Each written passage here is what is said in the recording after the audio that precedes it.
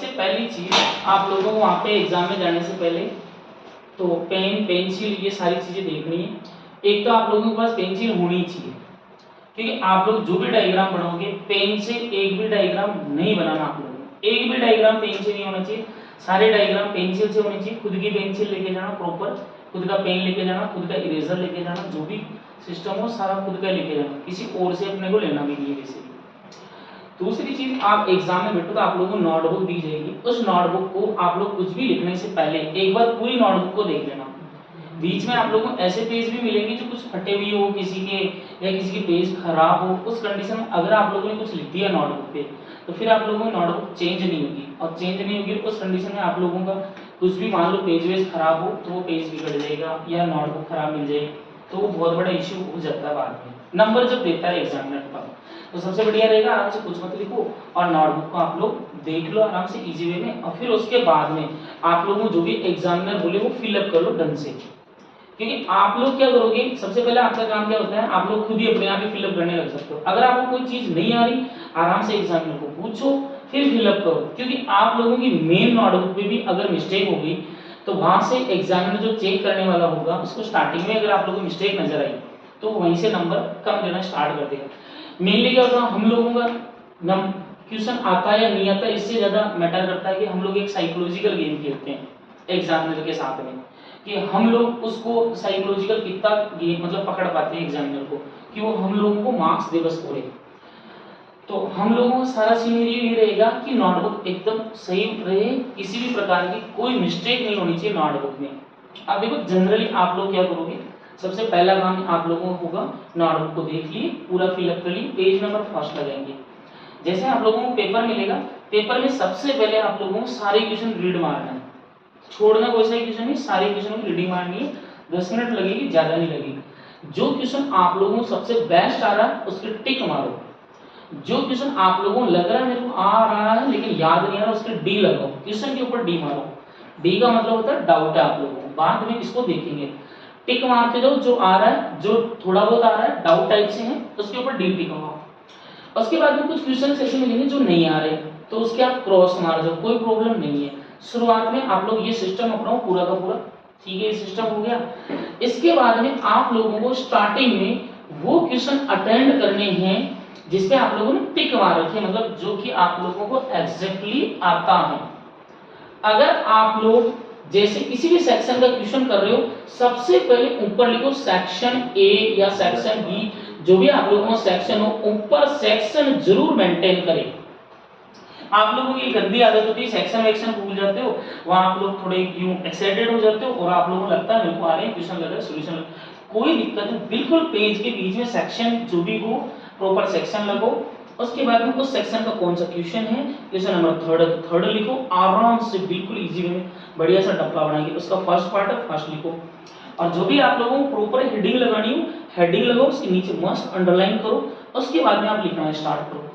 लिखने का तरीका क्या रहेगा, बड़ा सिंपल है। आपको क्वेश्चन आ रहा है आराम से एक लाइन लिखो मस्त तरीके से एरो लगा के, फिर आप लोग सेंटेंस जैसे चेंज करो एरो लगाओ नेक्स्ट। ये आप लोगों को सिंपल एरो लगा के सेंटेंस चेंज होते फिर नेक्स्ट एरो लगाते हुए आप लोगों को लगातार चलना है। अब डायग्राम का सिस्टम देखो, जनरली कोई क्वेश्चन बहुत सारे क्वेश्चन होते हैं जिनमें डायग्राम्स होते हैं। अगर आप लोगों को डायग्राम आते हैं, एग्जामिनर ने मना भी कर दिया कि डायग्राम नहीं बनाना, उस कंडीशन में डायग्राम नहीं छोड़ना। तो अच्छा एक सबसे बड़ी प्रॉब्लम ये होती है, पब्लिक ये पूछती है कि सर डायग्राम कहाँ बने। कुछ क्वेश्चंस तो ऐसे होते हैं जिनमें स्टार्टिंग ही डायग्राम से करनी पड़ती है हम लोगों को, कुछ क्वेश्चंस ऐसे होते हैं जिनमें हम लोगों को पहले थ्योरी लिखनी पड़ती है हल्की फुल्की, उसके बाद में बीच में हम लोग डायग्राम लेते हैं। तो जो स्टार्टिंग में डायग्राम से स्टार्ट हो उसमें डायग्राम बना लो। और आप लोगों को ऐसा लगे यार कि मेरे को समझ में नहीं आ रहा कि मैं डायग्राम पहले बनाऊं या बाद में बनाऊं, तो उस कंडीशन में आपको क्या करना है, उस क्वेश्चन की जो सबसे बेस्ट लाइन आपको आती है वो लाइन सबसे ऊपर लिखोगे फिर नीचे डायग्राम बनाओ। क्योंकि सबसे पहले हम लोगों को एग्जामिनर को वो चीज पढ़वानी है जो हम लोगों को आती है, वो पढ़ेगा फिर डायग्राम देखेगा, उसके बाद कुछ ना पढ़ना, कुछ पढ़ना ही नहीं है उसको, कुछ नहीं पढ़ेगा वो, आगे आप आराम से अपने हिसाब से लिखते जाओ और मेंटेन करते हो। जितनी थ्योरी मैक्सिमम लिख सकते हो उतनी लिखो। सामने वाले को पढ़ाते पढ़ाते बोर करना है कि मतलब उसकी हालत ये करनी है अपने को कि तू पढ़ी मत बस भाई। वो एक बार बोर हुआ आगे कुछ नहीं पढ़ेगा, डायग्राम देखेगा फॉर्मूले देखेगा मार्क्स देते जाएगा। ये तो हो गया हम लोगों को आने वाले क्वेश्चन। अब अगली स्टेप अपनी ये होगी कि जैसे मान लो सेक्शन ए अपना हो गया, अब कई बार आप लोगों के साथ ये चोट होगी, किसी सेक्शन का केवल एक ही क्वेश्चन आएगा आप लोगों को, अब नेक्स्ट सेक्शन करना है तो आप वापस आराम से सेक्शन बी लगाओ। अब एक चीज जरूर ध्यान रखिए कि सेक्शन चेंज करें तब मिनिमम 3 लाइनें छोड़नी है आप लोगों को।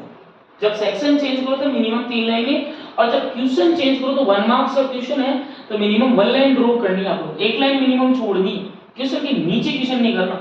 और क्वेश्चन ज्यादा मार्क्स का हो तो 3-4 लाइनें छोड़ के दो, क्योंकि फिलहाल आप लोगों को कुछ नहीं बिगड़ रहा, बोर्ड की नोटबुक है, कोई दिक्कत नहीं। रीजन क्या है कि अब आप सोच रहे होंगे भाई कि सर लाइनिंग भी छोड़े, कई बार इंसान को क्या होता है कुछ बातें बहुत बाद में याद आती है और उस कंडीशन में उन बातों को वो हर जगह ठूस देता है। अगर लाइनिंग छोड़ी हुई है तो आराम से अपन वहां लिख देंगे।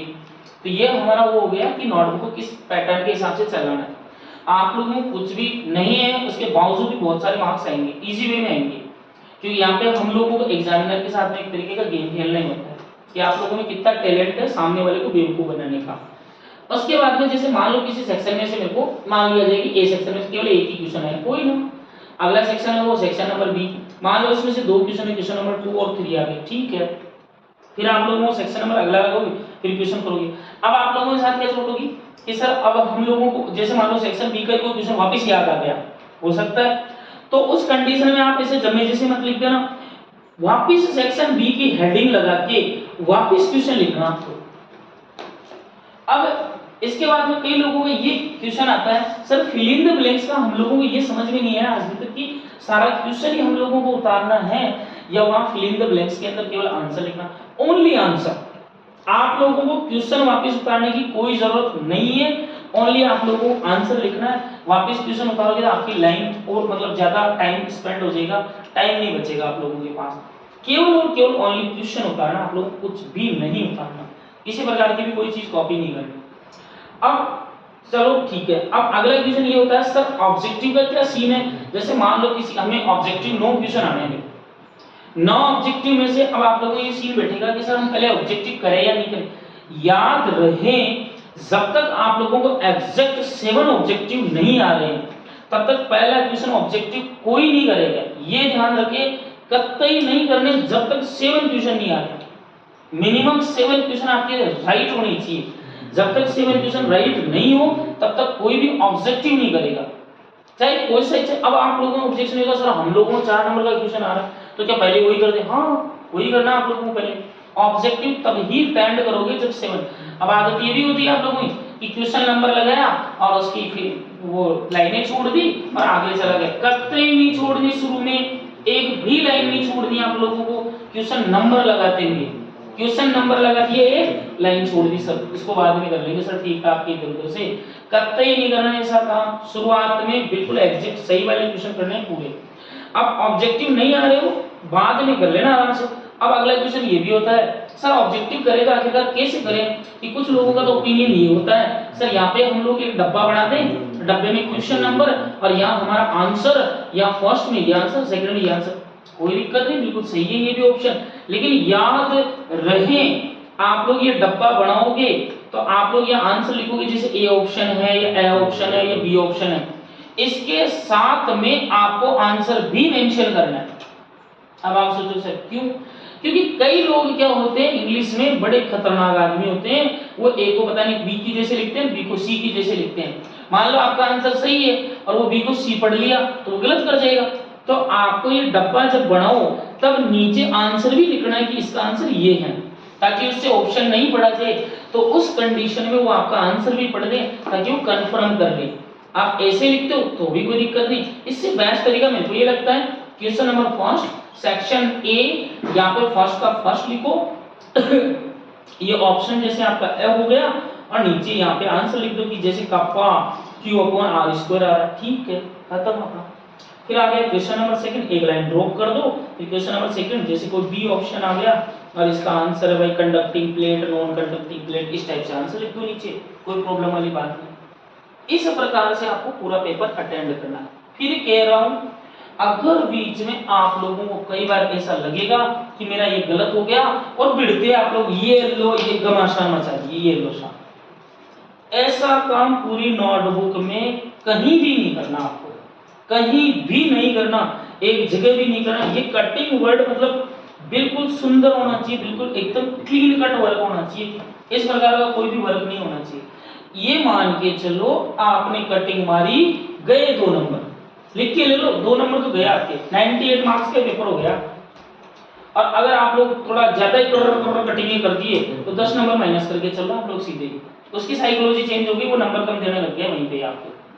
ये ध्यान रहे कटिंग वर्ड नहीं होना चाहिए, गलती हो जाए तो वो तो हो जाए, तो फिर उसको आप इस प्रकार से काटोगे सामने वाले की नजर में नहीं आनी चाहिए।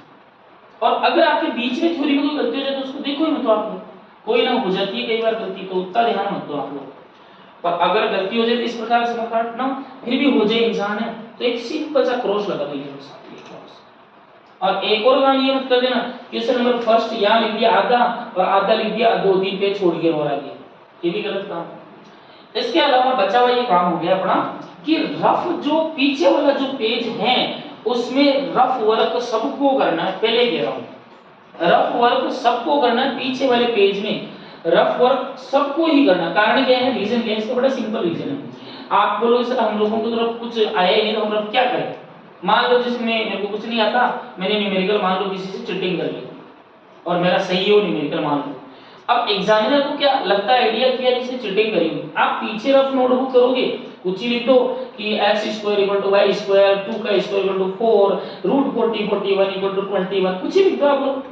अब उससे उसको लगेगा यार इसने खुद ने सोल्व किया है, तभी जिसने रफ कर रखा है तो इसका मतलब इसने सही से किया है, सारा काम सही चल रहा है।